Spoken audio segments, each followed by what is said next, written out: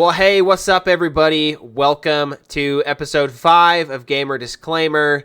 My name is Mag, and over here next to me is the one and only Wade. Wade, what's up? Hey Meg, we're gonna keep it tight this week. This is gonna be a short episode. Yeah. No more hour-long episodes. This is a race, not a marathon. We're gonna knock this thing out quick and sleazy, and then it's gonna be good, better.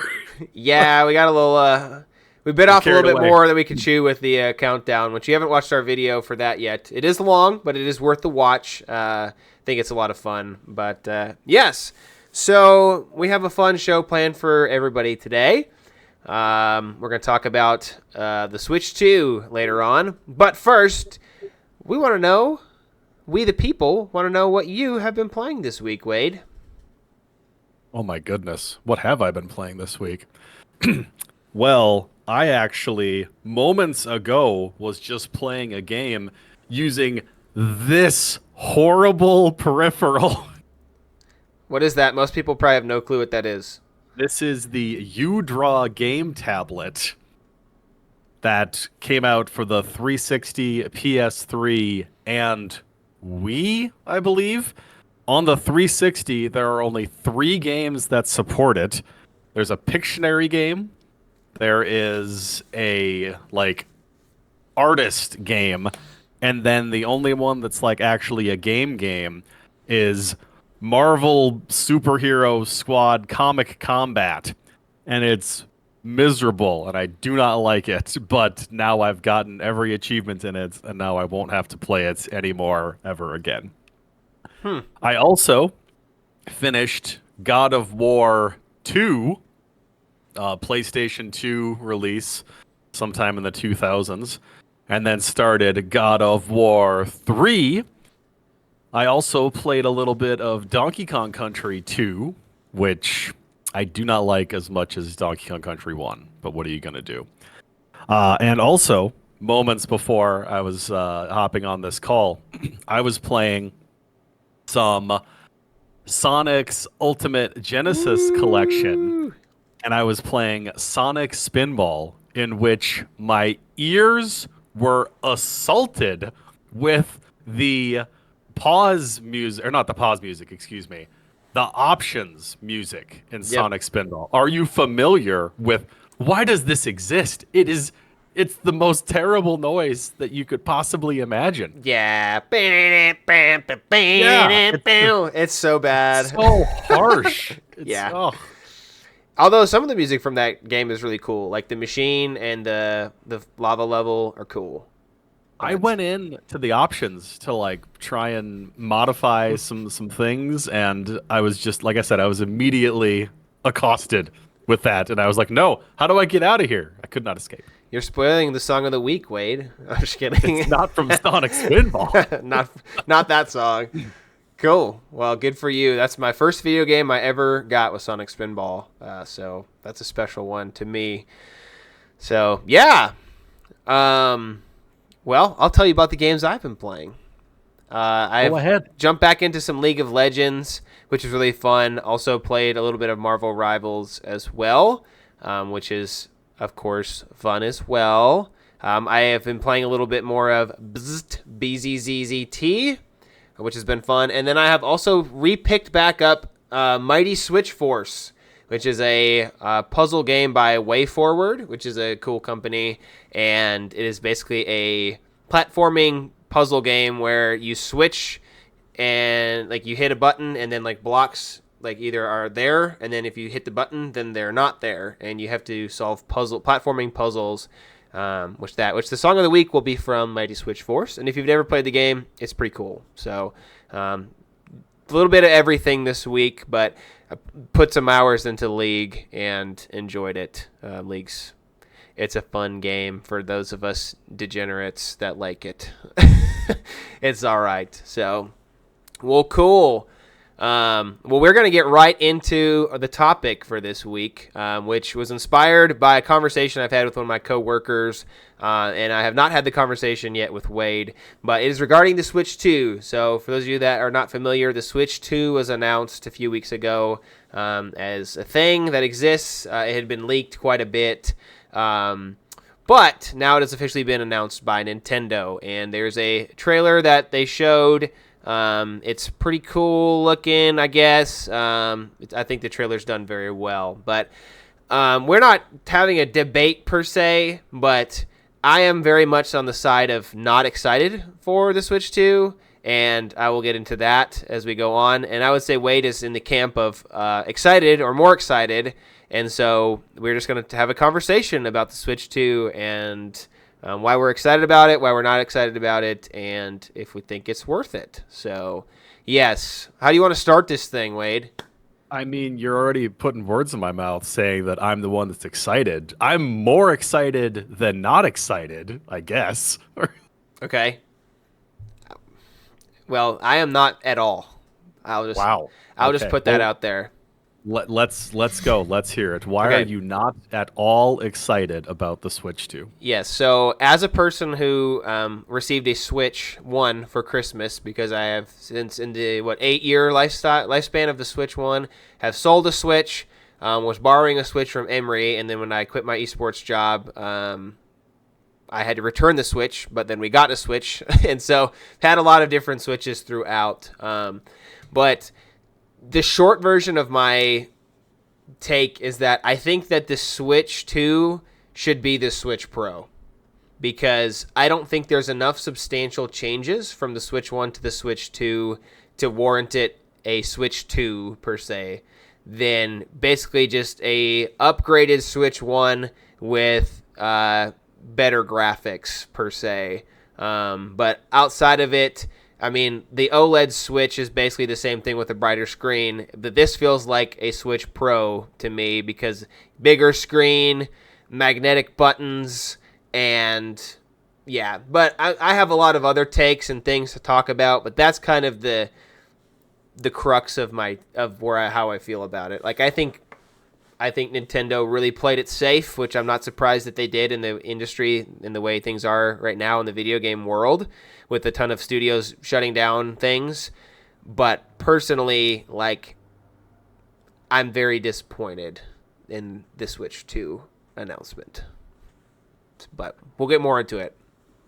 So, what's stopping you from just thinking of the Switch 2 as the Switch Pro if that's what you would have preferred it to be? It's obviously just going to be a slightly larger screen, hopefully Joy-Cons that don't have the drift issues that the previous ones did.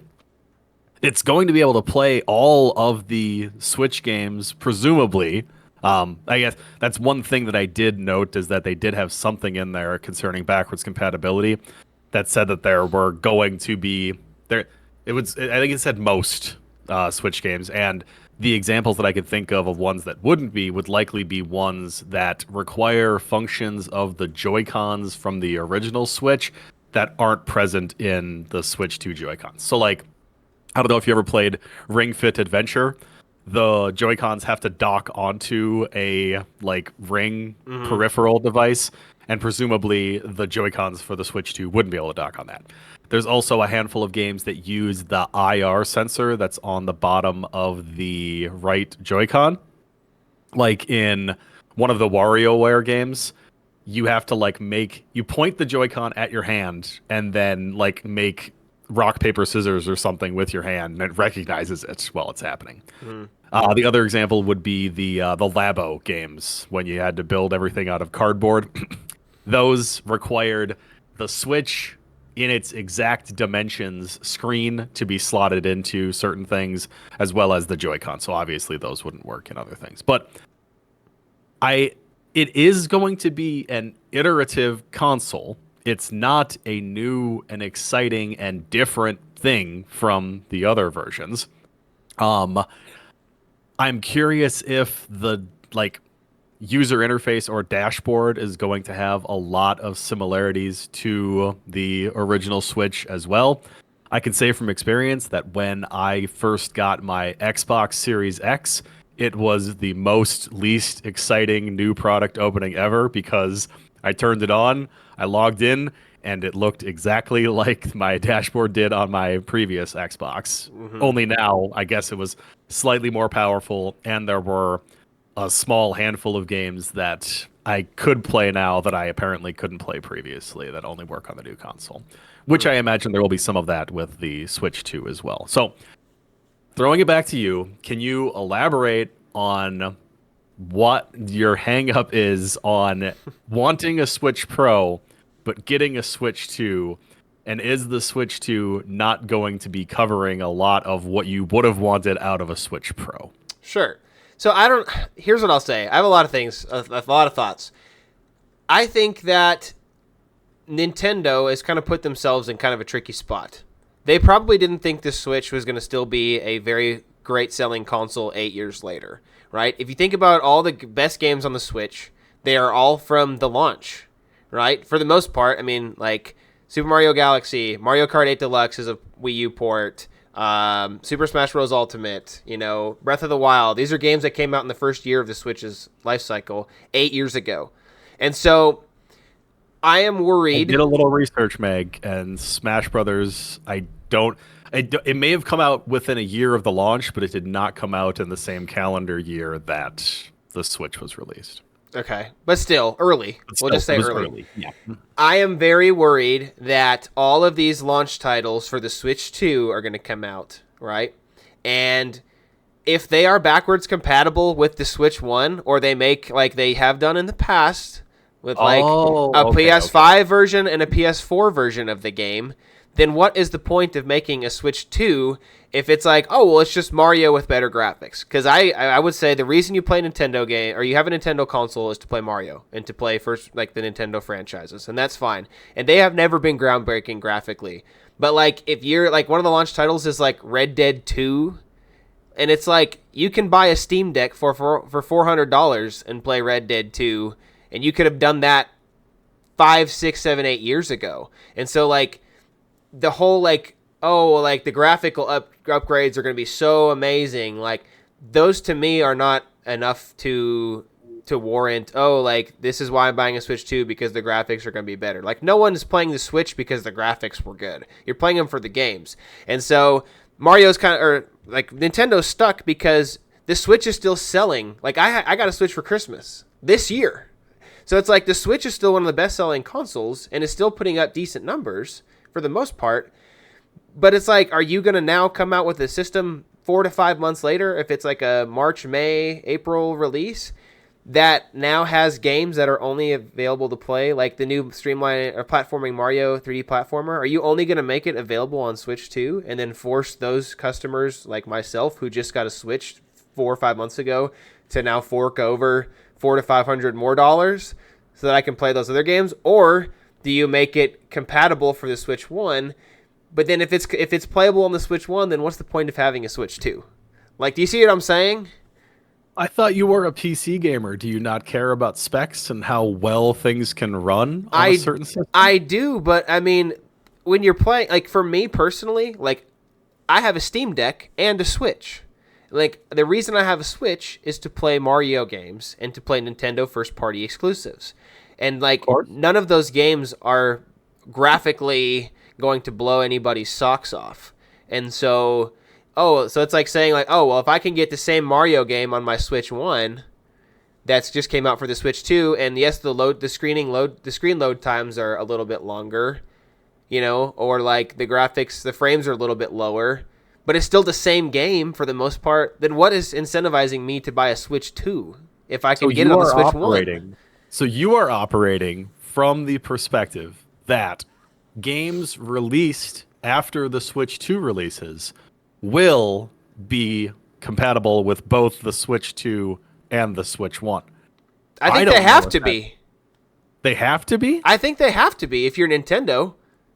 Like, you're going to put all of your mainline franchises on a new console when your current console is still selling?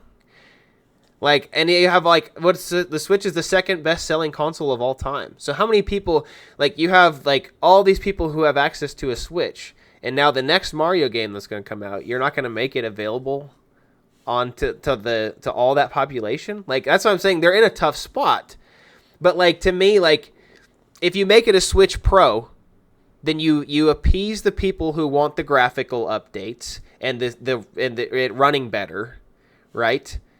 But like, you're not like, obviously the Wii U didn't work for them because the Wii and the Wii U are completely different consoles.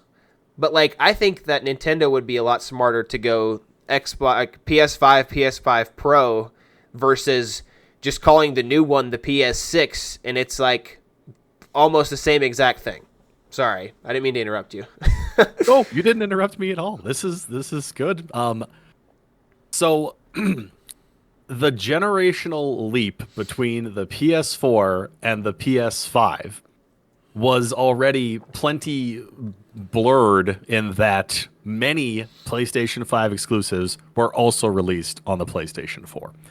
The same thing can be said for the Xbox, where almost every Xbox Series X exclusive game could also be released on the Xbox One. A most recent example that came up for me was Star Wars Jedi Survivor, I believe is what it was.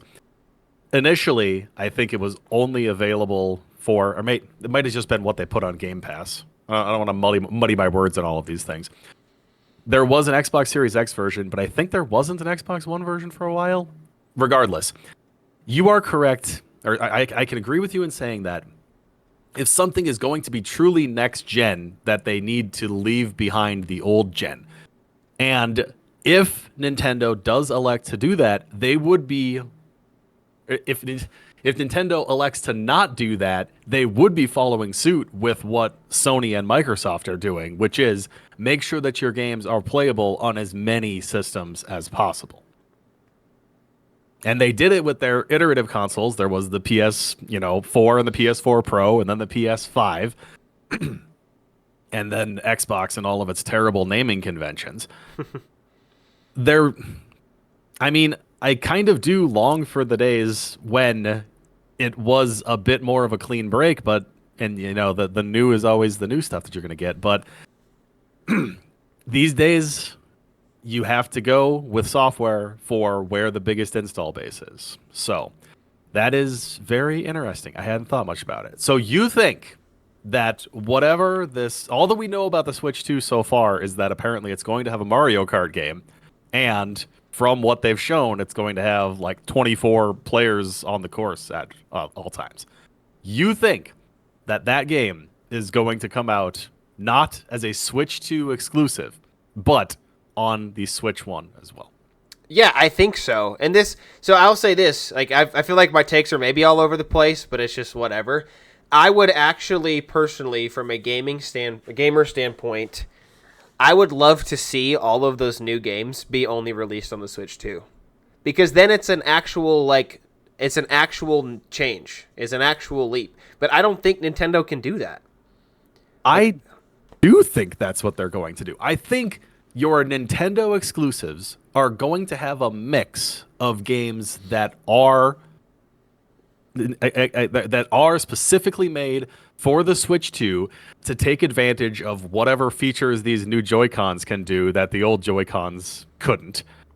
But I also think that there will be some games that are released on both platforms. Like, I think there'll be a mix. Yeah. One issue that, and you can tell me how you feel about this, one issue that I'm highly concerned about is I think that a lot of Switch 2, the things that they've been showing to the press or just like showing off the hardware on it's been a lot of them showing off Breath of the Wild running on Switch 2 hardware at a much better frame rate than it did on the Switch 1. So my question is, will the copy of Breath of the Wild that I have currently, if I pop it into a Switch 2, run at that more optimized frame rate and better performance, or are they going to sell me a Switch 2 version of Breath of the Wild? Yeah, and that's where things get muddy. And that's why, like, obviously Nintendo wasn't gonna like. They had a good thing with the Switch. It's the second best-selling console of all time, possibly going to be past the PS2 at some point, right? Who knows? But like, like when I'm talking about this with my buddy Joel, like he is super pumped for the Switch 2 because he loved the Switch. And he's like, I am glad that they played it safe because I want more of the Switch because I love the Switch. But he's like, he's smart. He had a Switch. He sold it for an OLED. He more recently sold his OLED Switch, saved the money, and is going to put that money towards buying a Switch 2, right? And so like he's got a game plan. He's going to upgrade to the Switch 2. And like, he's excited about it. And like, I understand, but there's a lot of people that I've talked to that are like, oh man, are you guys excited for the Switch 2? The Switch 2, the Switch 2. And I'm just like, maybe it's just because of my feelings about the video game industry as a whole right now. And just everybody like not taking any swings of creativity, and the people that do getting their studio shut down because it costs so much money to make games. But it's like, obviously, Nintendo doesn't want to try and compete with PlayStation. Xbox just went to everything's an Xbox, and we stream on everything now because they couldn't keep up with PlayStation. But it's like Nintendo has the first-party power to compete with a Sony in an actual like console, but they quit doing that a long time ago with the GameCube. Like Nintendo hasn't had a normal video game console. I mean, the Wii was completely different. Like the Wii U was kind of try to compete, but they marketed it so poorly it was a complete waste of time. But it's like, I don't know what the gimmick is. Like to me, they probably found their best gimmick in the Switch. But like, I would have liked to see them try something a little bit different, because it's like the Switch 2 is just the same thing. It's just like a little bit better in everything per se. But like with you, like you said, like, yeah, can I pop in my Switch 1 version of Breath of the Wild and now it runs at 60 frames? Probably not, right? And so it's like, you are a glass half empty kind of guy. But what all this is based on is there are so many people that have the Switch.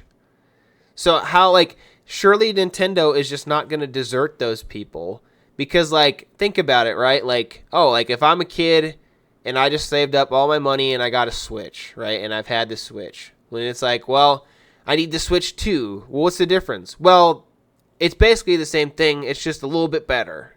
Like, I don't know. I think they're in a tricky spot, but to me, it's just so underwhelming. Like, it's just like, cool, man. Like a Switch 2. It's the same exact thing as the Switch. It's the same gimmick as the Switch, except for now your Joy-Cons might be able to be like a mouse controller.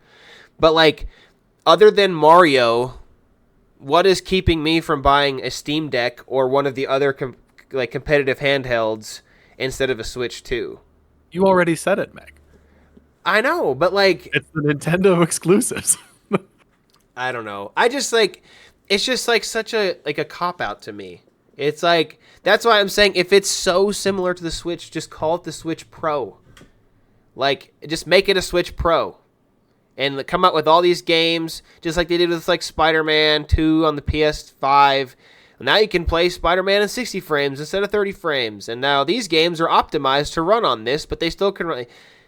I don't know. All right, so we have to pivot back to the reason to, well, for starters, I'm happy that they're avoiding the Xbox naming convention and they're just going numerical with this. So at least there will be a distinction. People understand what's going on. Yep. Drop the ball on being able to call it the Super Nintendo Switch, but I digress. I seem to be in the opposite camp of where you at, in that I believe there will be Switch 2 exclusives. I hope so. Like, I don't. If that is the case, operating in a world where there are Switch 2 exclusives, when you talk about what the Switch put out in its first year, those big 3 releases that you were talking about, Zelda Breath of the Wild, Super Mario Odyssey, and Mario Kart 8, a port of a Wii U game that is like the best-selling Switch game of all time. Mm-hmm. If after the fairly dry spell year that the Nintendo Switch has had this year, they have 2 to 3 games of that caliber in their pocket that are Switch 2 exclusives that will drive console sales, that will be a crazy, wild thing. One other thing that I wanted to highlight, you, in a lot of your examples, talked about individuals who got a Switch super late or just recently got a Switch, and now they're devastated that they won't be able to get a Switch 2, or even if there is, as I'm predicting, going to be Switch 2 exclusive games.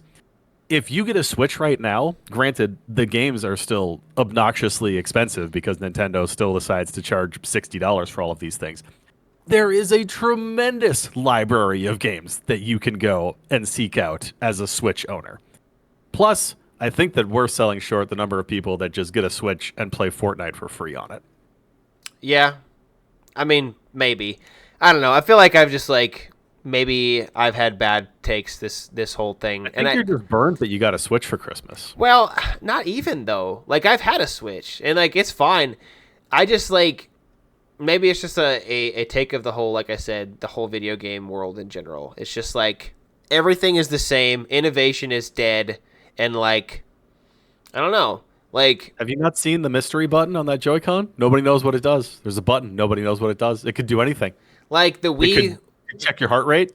The Wii was awesome because it was different and you had variety. But the PS6 is just going to be a better version of the PS5, and it's going to be a beast. There's not even going to be another Xbox console because it's just going to be a mini computer that you can just play anywhere on anything because Xbox is everywhere. And then Nintendo is just continuing what they've done for the last 8 years. They just made it a little bit better, and it's what if my Xbox could just run my Steam library, Mag? That's what mine does. Except for mine's not an Xbox. It's a computer. I don't know. I just, I have a Steam Deck and a Switch, but, I will not be buying a Switch 2. Until it's, on sale later. Because... Well, I mean, that's part of it as well, is what price point are they going to launch at? Because if it comes out... The Switch rarely, if ever, goes on sale. Sometimes it's, $50 off of its initial price. If... the price point, because I have to assume that once the Switch 2 launches, if they haven't already spun this up, they're going to stop production on the Switch. Yeah. I mean... And granted, there'll be a lot of used Switches out there. But... An OLED Switch is $350. So it's do they charge $400? And if you're charging $400, that's one of the things that Nintendo has had as a plus is if you want a PS5, they're $400 to $500. If you want an Xbox, an S is cheaper, but Xbox Series X or whatever, you know what I mean. The tower one is $400.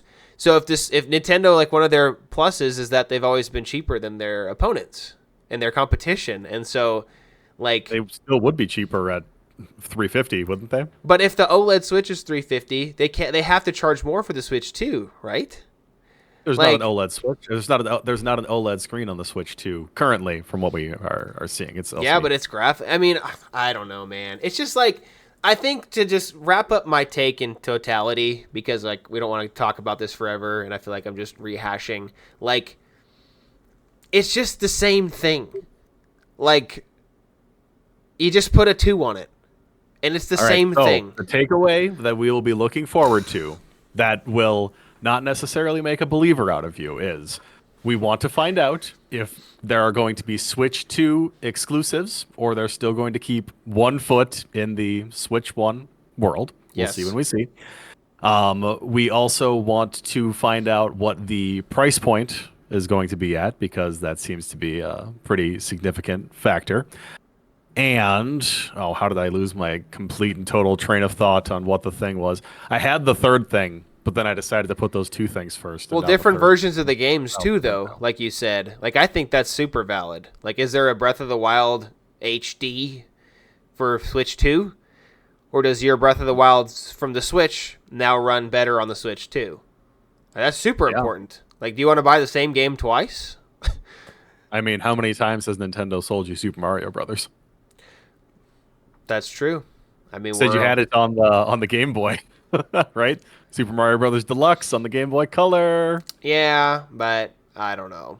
Well, I feel like I thought that would go a little bit. I guess it was a good discussion. When I had the conversation with my buddy at work, he is so pro Switch 2 that it turned into more like I don't know. It just drives me crazy because he's just optimistic beyond all belief, and anything that I tell him that's pessimistic, he's like, yeah, it doesn't matter. I'm like, bro, it matters. Like, it totally matters. He's like, I just don't care. And so I don't know. So, well, let me. I had some notes that I had prepared for this, so let me just make sure that I've covered all of the things that I mentioned. Please, in my I notes. feel like I've just been dominating and yelling. Also, so sorry. You have not been yelling. I'm also very curious if Nintendo is going to do. I have so many visual aids today; it's unbelievable. Hey. I'm curious if they're going to do the 3DS and DS thing with the cartridge slot, where they're just going to add a little nub on there so that you can't put the Switch 2 cartridges into the Switch 1. Tiny piece of plastic will be preventing all of these things. So in my notes over here, I had like the hopes were, and I highlighted them over here, is that when Nintendo launches a console, they typically have a good reason to be launching that console because there's something new that they can do with that they wouldn't have been able to do with the previous ones. So I am still assuming that there's going to be some functionality with those Joy-Cons, be they running around like a little mouse or there's a mystery button on them that nobody knows what it does. That's going to be revolutionary in some way. Something for the freaks, you know, the weird Nintendo freaks that like motion controls and waggles and whatnot. I also think that over the course of the Switch's life, yes, it was a little front-loaded with some very good games, but they did a pretty decent job of trickling out their Nintendo exclusives over the very extended life of this console. The things that do worry me is that it won't have any kind of a wow factor if when I boot it up for the first time, it's exactly like the Switch, you know, nothing much has changed. And also, as somebody who has a pretty extensive, that giant red stack of games behind me is all physical Switch games. And the prospect of being sold Switch 2 versions of those games, I am not interested in. I was very excited to buy Switch versions of Wii U games because they were going to be on a slightly more evergreen console than the Wii U was. When the Nintendo Switch initially came out, I did not get it at launch. But I'm probably in a different financial situation right now that if, when it launches, the price point is appropriate and the supply is available, and there is a Switch 2 exclusive game that I cannot play anywhere else that I really want to play, I might pick one up around launch. Like, I didn't get a Switch right at launch. I played Breath of the Wild on my Wii U. I had a great time doing that. I don't know if that was the inferior formula or the inferior way to play that particular game, but yeah, like they used to call it a system seller for the original Xbox. You know, it was Halo. That's what if you bought an original Xbox, it was to play Halo. You know, and if you bought a Switch, or not, if you bought a Wii, it might have been to play Wii Sports, honestly. But I mean, you got those two things hand in hand when you picked them up. Yeah. I'm very excited to continue to have conversations about the Switch 2 with you into the future because you have some spicy opinions. Well, I think they're all just rooted in, and this is probably like a big downside in my argument and just my theory and thoughts in general, but they're all just kind of rooted on what I'm assuming Nintendo has to do. I mean, because they can do whatever they want, right? But like a lot of my thinking, like I said, is just like are they just going to leave all of the millions? Jumping off of that comment that you just made, Nintendo, for the longest time, has always done whatever they want.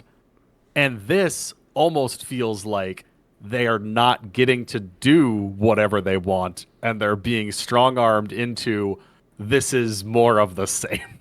Yeah. But I mean, like, yeah, absolutely. But it's just like I said, like, are they going to leave all these millions of Switch users behind? I just don't know if they can.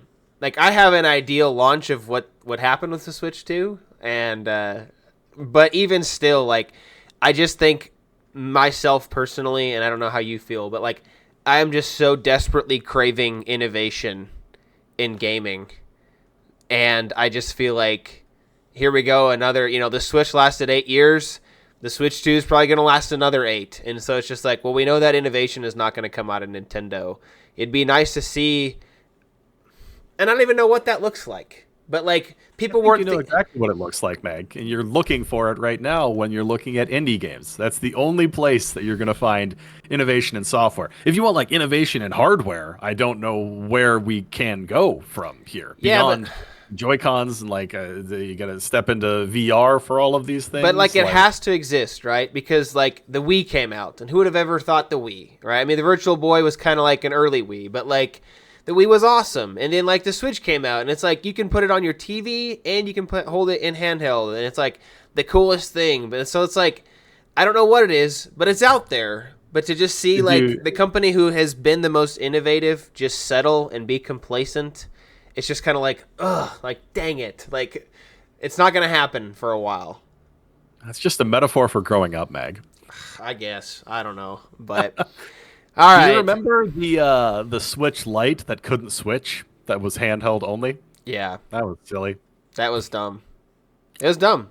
It takes away the whole gimmick. It's you cataloged your Switch ownership. So like I said, I didn't get a Switch at launch, but I did buy one eventually. And then when Animal Crossing New Leaf came out, or not New Horizons, that's what it was. Then we bought a Switch Lite, the one that is handheld only, for the wife. And then when she got tired of only being able to play in handheld, we sold the Switch Lite, traded it in, got a heck of a deal, and bought her an OLED. And then I also, off of the Facebook Marketplace, picked up a backup Switch that I just have in my closet in case my Switch were to ever croak and die on me. But now that I found out that the Switch 2 is backwards compatible, presumably with all of my physical game collection, I don't know if I will be leaning on my backup Switch nearly as hard anymore. Yeah. One other thing, and like we will wrap this up. Nintendo has the numbers on how much hardware they have moved, and I believe that they've discovered that like most people will buy a PlayStation 5, and you have that PlayStation 5. There are households where they have multiple Switches. Yeah, for sure. Like each kid has their own Switch. Yeah. So I don't think that they're necessarily like if a household that has 2 Switches and 4 warm bodies inside of it suddenly gets a Switch 2, they're possibly not going to be getting rid of those other Switches. You know, it's just going to be the hand-me-down genes to the next one in line, where here's all of these great games that you can play on this Nintendo Switch. Yeah, new is often better. We'll see when we see. This was an excellent discussion, Mag. Like I had not thought about a lot of the things that you brought up, and hopefully I'll still be able to get some good sleep tonight and not be. The brain will just be churning and be like, "Whoa, what if he is right about that?" We will find out more in April when they have a big showcase to show, and then I don't know if it's gonna like launch later that month in April or if it's gonna be coming out later in the summer. I mean, we'll find out when we find out. So great topic, and hopefully we've kept this episode a little bit shorter than the last one. Well, we can revisit it too. Maybe after the details of the launch are released, we can maybe revisit the conversation and see. If we've got fresh takes, then yes. Pow. Cool. We're not doing too bad. We're at 38 minutes. So all right, achievement of the week, and then we're getting out of here. Yep. Well, hit us with the achievement of the week, Wade. I actually got this one earlier today. So on the website trueachievements.com, they are doing something called Alphabet Bingo. So basically, it generated a bingo card, 25 squares on it. The middle one is the free space, of course. And then all of the other squares have a letter of the alphabet on them. And to make bingos and unlock your squares, you have to unlock an achievement that starts with the first letter of that particular square on the bingo card. Nice. So I was looking to see what my available games were for a square that I was looking to get filled out. And I saw one that was in that Sonic's Ultimate Genesis collection that I showed you earlier, where I had Sonic Spinball assault my ears. Well, what I was trying to do was to get 10 million points on the first level of Sonic Spinball, and it unlocked the achievement called Lots of Zeros. For L. For L, yes. Interesting. Yeah, I'm sure you had to play a lot of time on that first level. A lot of the, I think it was like 15 minutes, probably. Oh, that's not bad then. It wasn't that bad. You get 500,000 for grabbing the emerald, and then there's also a lot of pretty repeatable things that you can do. But I did like the achievement list in Sonic's Ultimate Genesis collection because it was just like one from each of the games, usually for doing something fairly early on. Unfortunately, there is an achievement for, like, I don't know, stacking 3 beans in Dr. Robotnik's Mean Bean Machine that I'll never get because I hate that game. Yeah. Interesting. Achievement bingo. I'm sure for any other Achievo people, that what is that website that you do all your... TrueAchievements.com. Oh, it also told me that I was like the 1500th registered gamer that completed this game when I finished it. Woo. Not necessarily in the world. I don't know who would want to.